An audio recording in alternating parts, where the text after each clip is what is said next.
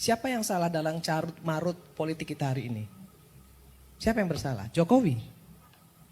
Salah. Siapa yang bersalah? Partai politik lebih salah lagi. Partai politik yang menjadi akar permasalahan seluruh ya kericuhan yang ada di negeri ini. Kenapa? Pragmatis. Nggak ada yang nggak pragmatis. Semua partai politik korupsi. Betul nggak? Kita nggak usah tutup-tutupin itu. Golkar pernah nggak jadi oposisi? Nggak pernah. Di dalam terus kok. Maunya aman-aman aja. PDIP ini bagusnya jadi oposisi dia bagus. Tapi ketika dia menang dia nggak bagus. Karena ketika dia sebentar. Karena ketika dia menang dia diam seperti kura-kura. Nggak benar kalau selama ini ada yang bilang bahwa pemerintah ikut campur. Atau karena bansos, atau karena kecurangan. Kenapa? Kalau pemerintah atau karena bansos, karena yang lain-lain itu menjadi satu tolok ukur untuk sesatu calon bisa menang, pasti RK sama Suswono menang. Itu yang pertama. Artinya memang kehendak rakyat, memang rakyat memilih. Rakyat memilih orang yang memang dianggap mampu dan mau, bisa mereka andalkan. Itu harus saya akui, harus kita akui semua. Yang kedua, kalau soal endorse, mohon maaf, kita sama-sama tahu, semua pihak juga punya endorsement. Dan saya juga banyak melihat di TikTok, di media sosial gitu ya, semuanya juga mengeluarkan bansos, mengeluarkan seserahan lah gitu ya kepada masyarakat. Yang namanya sembako, dua pihak juga sama mengeluarkan hal yang sama. Dan itu terjadi biasa di seluruh Indonesia menurut saya. Termasuk di dapil saya sendiri. Dapil saya sendiri kebetulan alhamdulillah Herman Deru Ciujang dari Nasdem, PSI dan Demokrat, kita menang 70%. Menang loh. Kalah itu yang namanya endorse-nya Gerindra sama Golkar. Ya kan? Artinya nggak terbukti dong yang namanya kecurangan pakai bansos dan lain sebagainya. Menang kok kita. Dan kita juga nggak sama sama mereka. Apa yang mereka perbuat ya kita perbuat. Jadi kita juga nggak usah jualan-jualan lagi lah yang namanya adu domba, fitnah, itu udah cukup lah untuk bisa membuat Indonesia ini acak-acakan.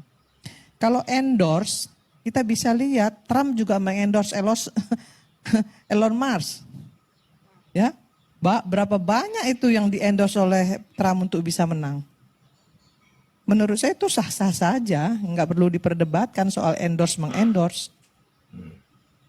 Nah, kebetulan PDIP mengendorse Anies Baswedan. Yang kita tahu memang di Jakarta ini Anies menang. Anies punya banyak pendukung. Nah, persoalannya apa? Kenapa kok bisa sekarang ini 39 apa 4? Ya kita Kim Plus ini kalahnya sampai hari ini ya, sampai detik ini masih 10%-an bedanya. Itu karena strategi. Karena betul-betul strategi dan bagaimana calon bisa meyakinkan masyarakat. Bagaimana Rano Karno yang punya banyak fans, gak ada yang gak kenal sama Sidul, walaupun dia bukan orang Betawi. Bapaknya Padang, ibunya Jawa Tengah, bukan Betawi loh bang, ibunya Jawa Tengah loh, ya. Tapi ternyata dia bisa memenangkan konsentrasi politik yang demikian keras di Jakarta ini, ya. Kalau saya terus terang saya mengapresiasi itu. Menurut saya, udahlah, kalau kita ini mau maju, ya jangan ribut terus. Kritik boleh, tapi selesai dong gitu ya. Yang jelek-jelek kemarin kata Pak Prabowo, yang jelek-jelek kemarin itu udahlah, hapuslah. Ya. Jadikanlah itu pelajaran dan pengalaman gitu. Kalau mau kita diskusikan sampai titik darah terakhir, ya kan siapa yang salah, siapa yang benar. Kemudian sampai ada yang ngomong pengadilan rakyat dan lain sebagainya. Saya terus terang aja ya, dalam 1 tahun ini saya nggak mau lagi diundang TV, nggak diundang media itu karena saya terlalu muak dengan semua diskusi-diskusi publik yang menurut saya itu tidak mencerminkan sesuatu yang membangun. Semua saling menyalahkan, semua saling membuli, semua saling memfitnah, mengolok-olok satu sama lain. Itu bukan jati diri bangsa Indonesia. Persatuan dan kesatuan bangsa ini lebih penting dari segala hal. Dari kepentingan sebuah partai politik untuk berkuasa. Saya sampaikan juga kok ke partai saya. Saya bicara itu kemarin di Visip UI. Saya bilang sama Pak Surya Paloh bahwa yang salah itu partai politik. Kenapa partai politiknya pragmatis? Beliau nggak marah, saya nggak dipanggil, nggak dimarahin, nggak ditegur. Artinya apa? Artinya yang saya sampaikan itu menjadi pelajaran bagi kita semua. Kalau saya mau bilang Nasdem nggak pragmatis, nanti diketawain orang juga. Makanya saya selalu bicara apa adanya. Saya tidak mau membenci orang, karena ini adalah masalah dunia. Kalau masalah akhirat, baru kita perjuangkan mati-matian. Kalau masalah dunia, ngapain saya bertengkar sama Dedi atau bertengkar sama Pak Ikra atau bertengkar sama Faisal? Nggak perlu. Bagi saya nggak penting banget saya harus keluarkan urat leher saya untuk membela seseorang. Ya kemudian tali silaturahim saya menjadi rusak karena itu. Nggak penting banget untuk saya. Saya politisi yang ingin melakukan politik etis, bukan sekedar politik pragmatis dan politik etis. Jadi saya cuman ingin kita semua di sini hari ini berkaca pada diri kita sendiri. Apa sih yang udah kita lakukan untuk bangsa dan negara ini? Apa? Tanya pada diri kita sendiri. Kalau kita belum bisa membuat sesuatu untuk bangsa dan negara ini, saya kira juga nggak perlu juga ngata-ngatain orang. Pak Jokowi salah, saya yang salah, banyak salahnya.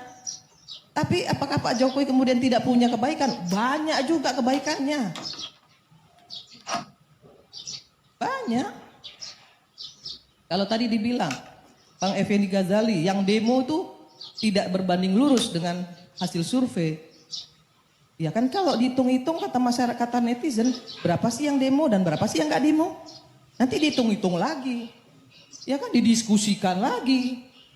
Kapan selesainya?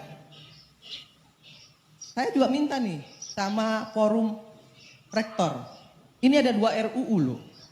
Satu RUU perampasan aset, yang kedua RUU PPRT. Apa yang dilakukan forum rektor? Dorong dong DPR untuk mengesahkan itu. Ya. Ayo sampaikan kepada anggota DPR, selesaikan itu RUU. Enggak juga. Jadi saya juga mau bilang apa? Ini forum rektor berpihak kemana nih? Ke rakyat atau politis? Saya berharap sekali forum rektor mendukung RUU PPRT agar penata rumah tangga kita itu terlindungi. Penata rumah tangga itu memberikan devisa negara yang sangat besar untuk bangsa ini. Manila yang namanya Filipina itu, Angku, devisa negaranya itu dari PPRT. Saya bilang kepada Menteri Tenaga Kerja baru tadi siang sama Bu Ida Fauzia, kalau saja pemerintah fokus pada pendidikan vokasi bagi rakyat Indonesia yang tidak beruntung dalam pendidikan formalnya, kemudian pendidikan itu disesuaikan dengan kebutuhan pasar, SDM yang besar ini dalam bonus demografi ini, kita nggak akan keteteran. Kita kan nggak akan, hutang kita nggak akan sebesar ini. Tapi apa yang kita lakukan? Kan nggak ada juga. DPR sampai hari ini nggak ngesah-ngesahin kok. Itu RUU PPRT itu masih di tangan pimpinan DPR kok sampai hari ini. Dan kami Maju Perempuan Indonesia protes karena itu. Apa yang dilakukan DPR? Nggak ada juga. Saya anggota DPR loh. Tapi bagi saya, nggak ada salahnya juga saya mengkritisi DPR. Tapi mengkritisinya juga konstruktif. Kalau kita hanya ingin saling menyalahkan, caci maki, nggak selesai-selesai. Kapan berhentinya? Kapan kita mau membangun negara ini? Kapan kita mau melaksanakan semua program-program pemerintah? Ada yang salah, kritisi. Tapi jangan bakar-bakaran, yang rugi rakyat kok. Masa orang berpendidikan bakar-bakaran? Gak boleh. Gak boleh. Ya kan? Bikin malu. Kalau ada yang tadi bilang merobohkan, apa namanya, gerbang DPR, gak ada masalah. Wong namanya demo itu dilindungi oleh undang-undang kok, boleh. Kalau DPR-nya brengsek juga boleh kok di demo. Dicaci maki pun gak ada masalah. Sepanjang tidak memfitnah. Caci maki aja, memang kondisinya seperti itu. Bayangin ya, ini partai politik ini, yang penting bagi partai politik hari ini dapat kursi, bisa masuk parlemen. Mau pecandu, mau koruptor, mau yang saya udah nggak tahu lagi deh. Yang punya otak, nggak punya otak, masuk semua. Yang penting bisa bawa kursi. Hancur negara ini kalau yang namanya parlemennya seperti ini. Kan begitu. Perbaiki partai politiknya, perbaiki kaderisasinya. Pilih benar-benar anggota yang benar-benar bagus. Ada aktivis yang bagus, punya otak, mau membangun bangsa ini, nggak punya finansial, ya dorong dong, bantu. Jangan malah anaknya si A, pengusaha si B, masuk semua ke DPR. Nanti sampai di dalam DPR, apa yang terjadi? Cuma jadi follower. Tanya tuh Dedi.